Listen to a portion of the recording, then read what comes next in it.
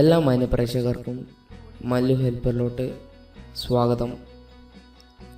ഇന്ന് ഞാൻ നിങ്ങൾക്ക് വേണ്ടി കാണിക്കാൻ പോകുന്നത് എന്ന് വെച്ചാൽ എങ്ങനെയാണ് നിങ്ങൾക്ക് എല്ലാവർക്കും ലൈറ്റ് റൂം എന്ന സോഫ്റ്റ്വെയർ അറിയാമായിരിക്കും. അവിടെ ഫോട്ടോഷോപ്പ് ലൈറ്റ് റൂം അറിയില്ലെങ്കിൽ ഇപ്പോൾ അറിയാം. നിങ്ങൾക്ക് ഗൂഗിളിൽ കയറിയാൽ കിട്ടുന്നതാണ്. ഈ ഇതിൽ എങ്ങനെ നിങ്ങൾക്ക് HDR എഫക്റ്റ് ഉണ്ടാക്കാം, മീൻസ് ഈ ഫോട്ടോ എങ്ങനെ കുറച്ചുകൂടി ക്ലിയർ ആക്കാം, കുറച്ചുകൂടി നന്നാക്കാം എന്നാണ് കാണിക്കാൻ പോകുന്നത്. അതിന് വേണ്ടിയിട്ട് ഞാൻ ഈ ഫോട്ടോ ലൈറ്റ് റൂമിലോട്ട് എടുക്കുകയാണ്.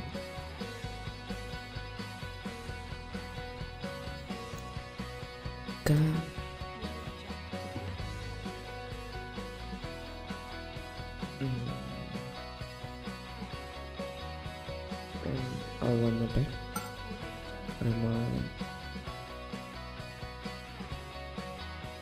ഓക്കെ, ഇത് ആക്കിയതിന് ശേഷം ഇമ്പോർട്ട് കൊടുക്കാം.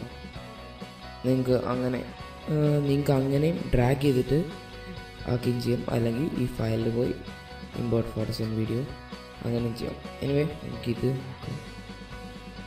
ഇതിൽ ക്ലിക്ക് നിങ്ങൾ ആദ്യം ലൈബ്രറിയിലോട്ടാണ് വരിക. എന്നിട്ട് ഈ ഫോട്ടോയിൽ ക്ലിക്ക് ചെയ്തിട്ട് ഡെവലപ്പ് ചെയ്യില്ല.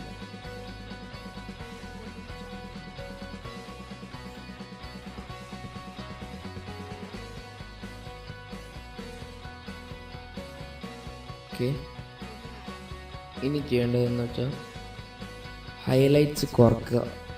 മീൻസ് നിങ്ങൾക്കിപ്പോൾ ഇങ്ങനെയാണ് വരുന്നത് എന്നുണ്ടെങ്കിൽ ബേസിക്കിൽ കൊടുക്കുക, ഹൈലൈറ്റ്സ് കുറക്കുക, ഷാഡോസ് കൂട്ടുക, ദെൻ വൈറ്റ്സ് ഇൻക്രീസ് ചെയ്യണം.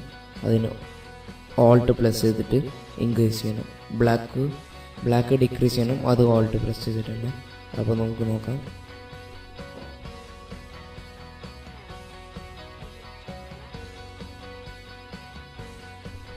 ബ്ലാക്ക് കുറക്കുക, അത് ഓൾട്ട് ക്ലിക്ക് ചെയ്തിട്ട് തന്നെ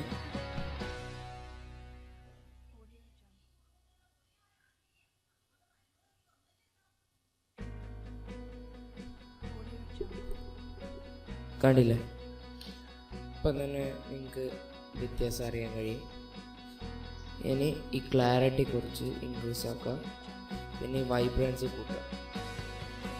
ഇപ്പോൾ കുറച്ച് ഇതായിരിക്കും, കുറച്ച് ഇതാവും. ഓക്കെ, ഇതുവരെ നിങ്ങൾക്ക് കിട്ടിയെന്ന് മനസ്സിലാക്കാം.